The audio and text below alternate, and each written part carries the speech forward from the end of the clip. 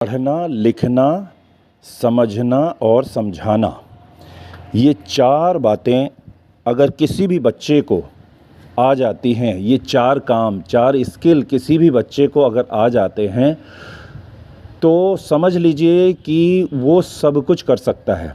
तो पहली चीज़ है रीडिंग।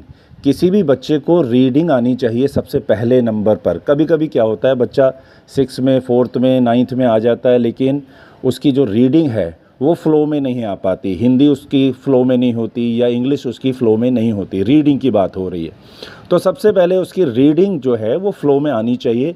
3-4 दिन, 5 दिन, 6 दिन लगा करके वो किसी भी क्लास में है उसको अलग करके और सबसे पहले उसका रीडिंग जो है वो अच्छा करा दिया जाए। उसको रीडिंग कैसे पता लगाएंगे कि रीडिंग किसको आती है, किसको नहीं आती है? तो रीडिंग जिसको आती है वो किसी भी क्लास की बुक को पढ़ सकता है।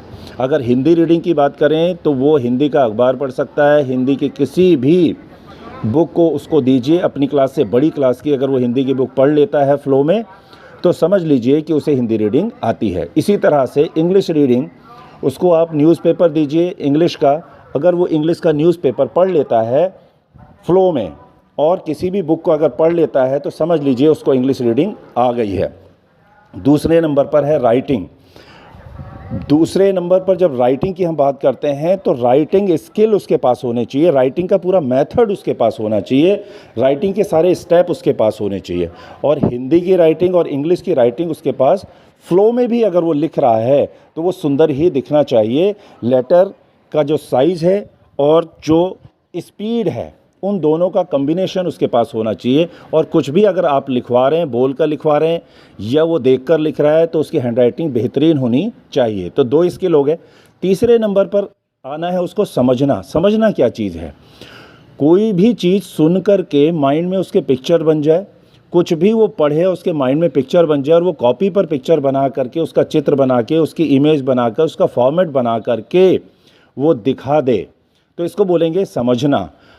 फिर है समझाना। अगर उसने समझ लिया है तो वो समझा सकता है, और अगर वो समझा नहीं पा रहा है तो इसका मतलब उसकी समझ में भी नहीं आया, उसने कॉपी पेस्ट किया है, उसका कोई फ़ायदा नहीं है। तो फिर बच्चे से बोलिए कि अब मुझे आप इसको समझाओ, इसको बोर्ड पर से समझाओ, कॉपी से समझाओ। अगर वो फ़्लो में आपको समझा पा रहा है तो इसका मतलब उसकी समझ में आ गया।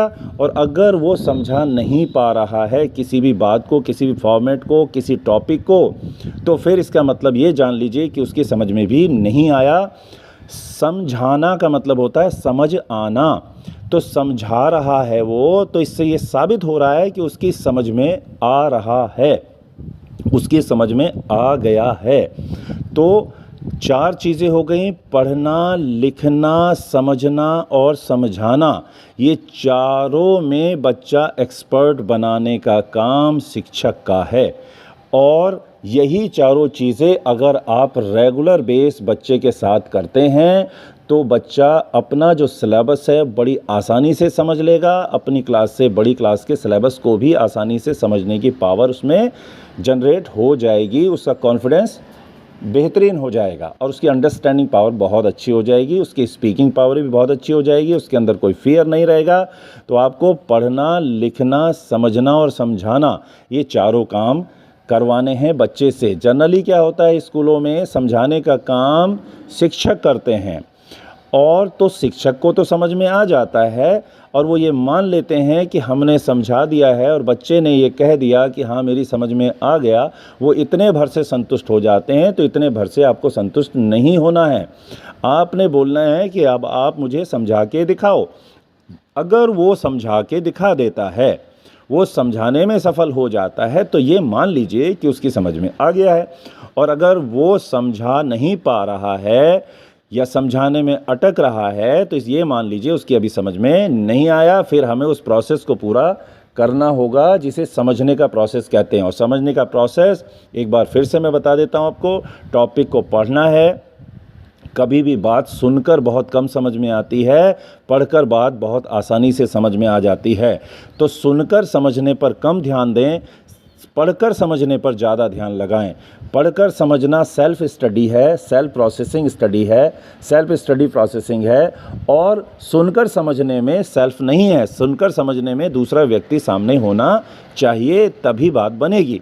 लेकिन अगर पढ़कर समझ में आना शुरू हो गया है, दूसरा व्यक्ति सिर्फ सुनने के लिए चाहिएगा, दूसरा व्यक्ति सिर्फ चेक करने के लिए चाहिएगा, तो सेल्फ स्टडी प्रोसेसिंग मेथड में बच्चा पढ़ेगा, उसके line to line maximum picture बनाएगा, फॉर्मेट बनाएगा, और इसके बाद मैक्सिमम वो क्वेश्चन बना दे, उसके आंसर बना दे, तो उसकी समझ में आएगा। और इसके बाद वो एक्सप्लेन कर दे, वो दूसरों को बोर्ड पर बनाकर समझा दे, तो ये कन्फर्मेशन हो जाएगा कि वास्तव में उसकी समझ में आ गया। तो कोई भी काम होता है तो हमें सिर्फ ये सुनकर नहीं मान लेना चाहिए कि ये काम हो गया, उसे चेक करना चाहिए, और चेक करके ही हम ये पता लगा सकते हैं कि वास्तव में वो काम हुआ या नहीं हुआ। तो चेकिंग का मतलब है कि बच्चा टीचर को समझा दे, बच्चा जो भी चैप्टर है उसका फॉर्मेट बोर्ड पर बना करके, उसका पिक्चर बनाकर उसको एक्सप्लेन कर दे, उसके क्वेश्चन आंसर वो खुद बना दे, और टीचर के द्वारा पूछे गए क्वेश्चंस के सही आंसर वो दे, तब हम ये माने कि बच्चे को समझ में आ गया। तो आज हमने 4 चीज़ों पे बात की: पढ़ना, लिखना, समझना और समझाना, और चारों चीज़ों के, चारों स्किल्स के स्टेप्स को सीखना है। रीडिंग के भी स्टेप्स को सीखना है। रीडिंग के स्टेप्स कैसे सीखने हैं? सबसे छोटी बुक लीजिए जिसमें अक्षर हैं, मात्राएं हैं और शब्द हैं। अक्षर, मात्राएं और शब्द, इसके बाद वाक्य आते हैं। तो यूकेजी, एलकेजी की बुक से आप उसको आधा 1 घंटा पढ़ने के लिए दीजिए। इसके बाद उसे फर्स्ट की बुक दीजिए और उसे अक्षर और मात्राओं के बारे में बताइए, उनकी पहचान करवाइए और उनसे मिलाकर पढ़ने के लिए दीजिए उसको, और वो उसको धीरे धीरे जोड़ना सीख जाएगा। तो वो कुछ भी फिर धीरे धीरे पढ़ना शुरू कर देगा, उसका इंटरेस्ट पढ़ने में बढ़ने लग जाएगा। तो पहले वो अक्षर, फिर मात्रा, फिर शब्द, फिर वाक्य, इस तरह से 4 से 5 दिन लगेगा। और कोई भी बच्चा जिसे पढ़ने में इंटरेस्ट नहीं है, उसे पढ़ने में इंटरेस्ट आ जाएगा और उसे पढ़ने का जो स्किल है वो डेवलप हो जाएगा। दूसरे नंबर पर राइटिंग स्किल है। तो राइटिंग स्किल के अंदर 7 स्टेप राइटिंग स्किल है, जो आप वीडियोस हमारे यूट्यूब चैनल पर हैं वो देख सकते हैं आप, और PDF भी आप मंगा सकते हैं इस नंबर पे कॉल करके जो नीचे आपके चल रहा है। और इसके बाद आता है समझने का स्किल। वो ऑलरेडी हमने बताया है कि पढ़ना सीखो, उसके बाद उसके पिक्चर्स बनाना, फॉर्मेट बनाना सीखो, फिर क्वेश्चंस बनाना सीखो। तो इससे क्या होगा, आपकी समझ में आएगा। और ये कंफर्म कैसे होगा कि समझ में आया कि नहीं आया? तो उसके लिए फिर ये फॉर्मेट बोर्ड पर बनाकर समझाना सीखो।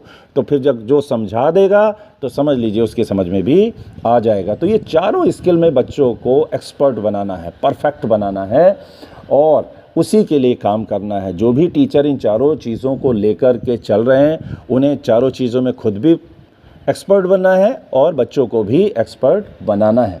इसमें हमारी कहीं भी आवश्यकता पड़ती है तो आप नंबर पर कॉल करके इसके बारे में और जानकारी ले सकते हैं।